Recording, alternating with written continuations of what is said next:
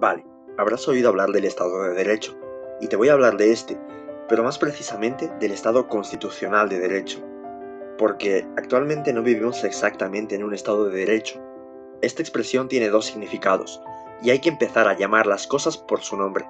Concretamente vivimos en un Estado constitucional de Derecho, y mira, esto es importante, porque aunque la creación de este modelo de Estado es un lío que viene de siglos atrás, es muy interesante.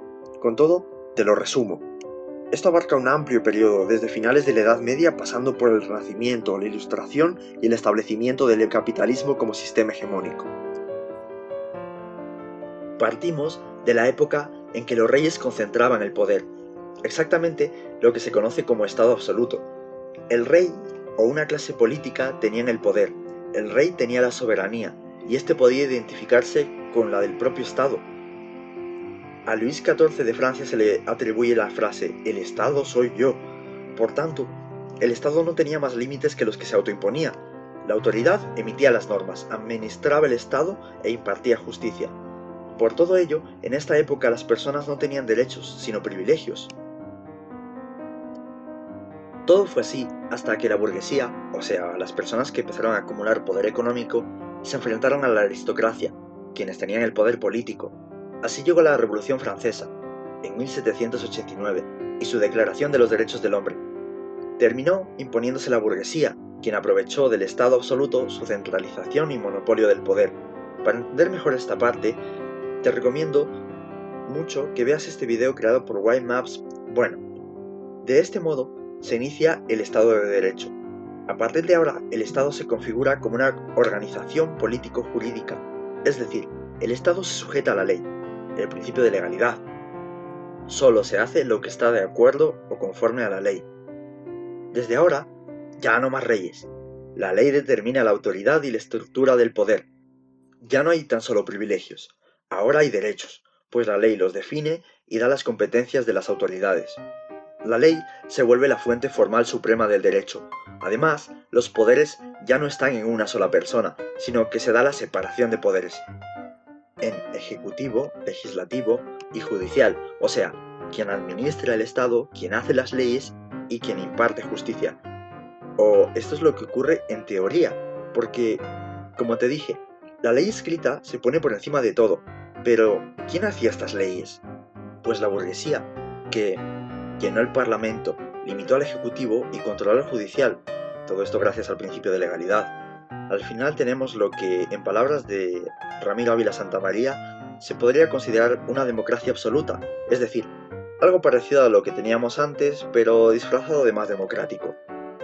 Ok, así llegamos a el llamado Estado Liberal de Derecho, el primer modelo de Estado de Derecho, que si bien evolucionó y mejoró, se ampliaron los derechos, como en el estado de bienestar, no existe un cambio realmente significativo para garantizar los derechos, hasta la consolidación del Estado constitucional, aún en proceso.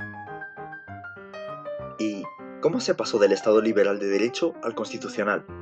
El constitucionalismo hunde raíces en todo lo ya contado, pero tras la Segunda Guerra Mundial la Constitución tiene otro significado. Se pretendió construir todo de nuevo, construir la base de una nueva convivencia humana. Así que, por fin, llegamos al Estado constitucional. Ahora empieza lo bueno, porque hasta ahora, en el modelo estatal liberal, la ley estaba por encima de todo, pero ¿y si las leyes eran injustas? ¿Y si las leyes iban contra la Constitución o los mismos derechos humanos? Este era el principal problema, pero en el Estado constitucional, la ley ya no era la fuente suprema del derecho, no, ahora la supremacía está en la Constitución. ¿Y qué con eso o qué? Pues resulta que ahora la Constitución va a contener un catálogo de derechos fundamentales y una vinculación jurídica a los derechos humanos contenidos en los tratados internacionales, la dimensión material de la Constitución. A esto se suma que antes la Constitución era un instrumento meramente político, o sea, orientativo, no era obligatorio. Ahora la Constitución es un documento jurídico, o sea, una ley obligatoria, tiene fuerza vinculante. De hecho, es superior a la misma ley, el rango constitucional que se conoce. Y por ambas cosas, las leyes que están por debajo de la Constitución deben ser compatibles con esta norma suprema. Antes, una norma jurídica era válida por su forma de creación, es decir, por haber sido creada por una autoridad competente para ello, no por ser justa, ojo, pero ahora las leyes tienen que corresponder o ser coherentes en su contenido con los derechos fundamentales y los principios constitucionales. Además, sus normas serán de aplicación directa.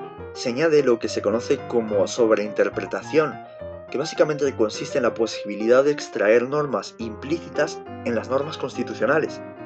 Se suma a todo esto una constitución rígida, es decir, las normas constitucionales tienen un procedimiento especial, más complejo, para ser reformadas. Por último, para garantizar estos derechos, se crean mecanismos jurisdiccionales, unas garantías concretas o procedimientos judiciales contenidos en la misma Constitución para proteger los derechos fundamentales. Ahora la Constitución, presidida por los derechos fundamentales, está en la cúspide, ya no el rey, ya no un grupo social, sino la Constitución, presidida por esos derechos comunes a todos. ¿Y qué? ¿Ya está? ¿Vivimos en un mundo justo con esto? Pues no. Con todo lo dicho, solo queda decir que al igual que pasó cuando cambiamos del Estado absoluto al Estado liberal, existen cambios que representan un progreso, pero también se mantienen elementos del antiguo modelo que posiblemente también deberán ser transformados. Al final de cuentas, aunque los derechos fundamentales estén en la cúspide, ellos por sí solos no van a hacer nada sin el soberano. Y este ya no es ningún rey, ahora eres tú.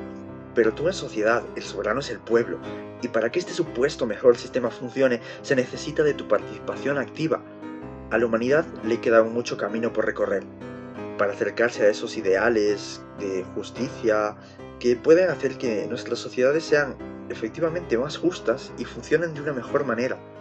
Mientras tanto, podemos empezar a comprender mejor este modelo y cómo usarlo para obtener el mejor o el mayor beneficio para todos.